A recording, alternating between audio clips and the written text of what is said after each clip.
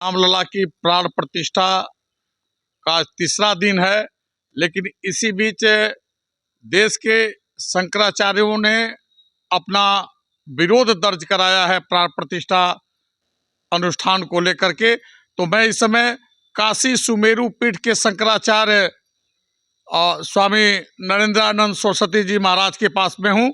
तो आइए जानते हैं कि आखिर वो क्या तकनीकी कारण है, वो क्या अध्यात्म का सबसे सूक्ष्म कारण है कि जिसको लेकर के तमाम शंकराचार्य लोग प्राण प्रतिष्ठा को लेकर के अपनी क्रिया प्रतिक्रियाएं दे रहे हैं। स्वामी जी, क्या है मामला जो शंकराचार्य जी लोगों का आ रहा है प्राण प्रतिष्ठा को लेकर के? अब जो भी है प्राण प्रतिष्ठा हो रही है, 22 जनवरी को होगी। दुनिया की कोई ऐसी शक्ति नहीं है जो प्राण प्रतिष्ठा के कार्यक्रम को रोक ले। जिस समय भगवान राम विराजित होंगे, सब नक्षत्र, ग्रह, योग, वायुमंडल, दिशाएं सब अनुकूल हो जाएंगी।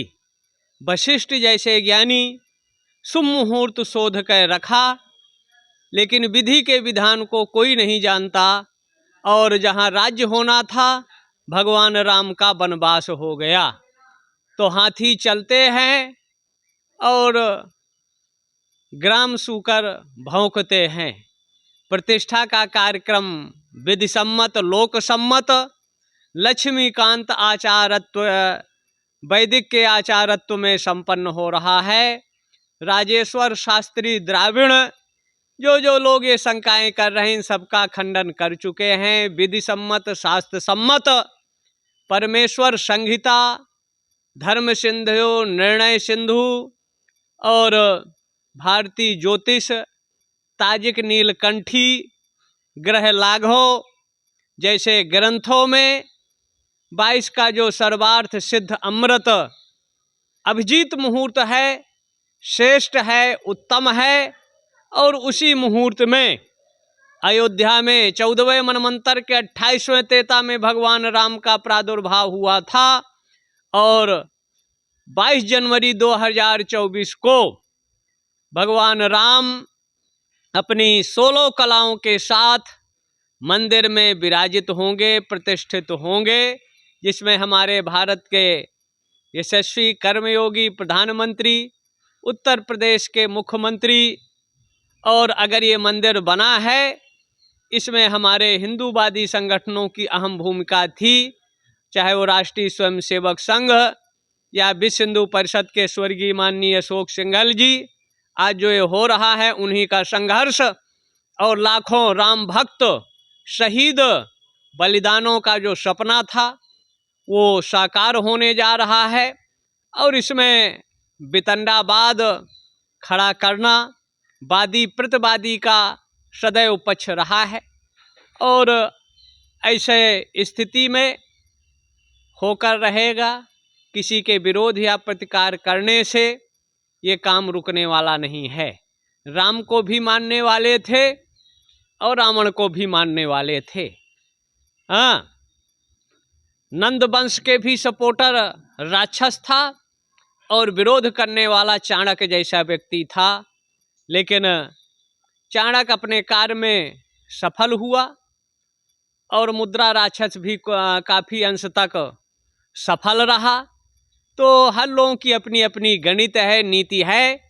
और अगर जो महाशय आज विरोध कर रहे हैं, बनारस में त्रिदेव मंदिर एक संकट मोचन और मानस मंदिर के बीच में है, उसका उद्घाटन 8-10 साल पहले माननीय हमारे गोवर्धन मठ के महाराज ने किया था।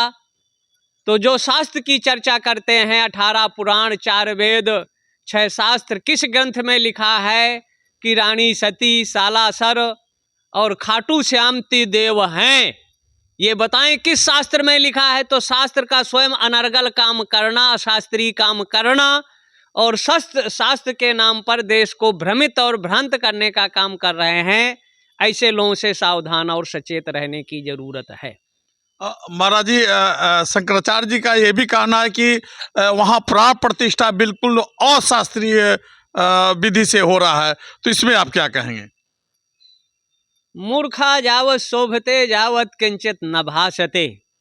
ये भाषित करते रहें, इनके कहने से कोई असर नहीं। शास्त्र सम्मत, विधि सम्मत, और काशी के आचार्य लक्ष्मीकांत दीक्षित और भी अनेक प्रदेशों के आचार्य उसमें सम्मिलित हैं, जो विधि सम्मत शास्त्र सम्मत ही हो रहा है। और राम स्वयं शास्त्र हैं, उनको ज़्यादा शास्त्र की ज़रूरत नहीं है, लेकिन कोई अशास्त्रीय नहीं हो रहा है, विधि सम्मत शास्त्र सम्मत ही हो रहा है। लेकिन जिसकी विकृत मानसिकता है, जिनको पागल खाने में होना चाहिए, वो ऐसे अनर्गल प्रलाप पागल लोग भी करते रहते हैं और दुहाई देते रहते हैं कि नहीं ये है, ये है। तो भ्रमित और भ्रांत करना समाज को बंद करें, और काम हो रहा है, होकर रहेगा, अच्छा हो रहा है, विधि सम्मत शास्त्र सम्मत लोक सम्मत हो रहा है। तो देखिए, सुमेरु पीठ के शंकराचार्य स्वामी नरेंद्रानंद सरस्वती जी का यह साफ कहना है कि प्रभु श्री राम ही अपने आप में एक शास्त्र हैं, और वहाँ जो भी प्राण प्रतिष्ठा का कार्य अनुष्ठान संपन्न हो रहा है वो बिल्कुल विधि सम्मत है, लोक सम्मत है और शास्त्र सम्मत है। हरेंद्र शुक्ला, भारत 24।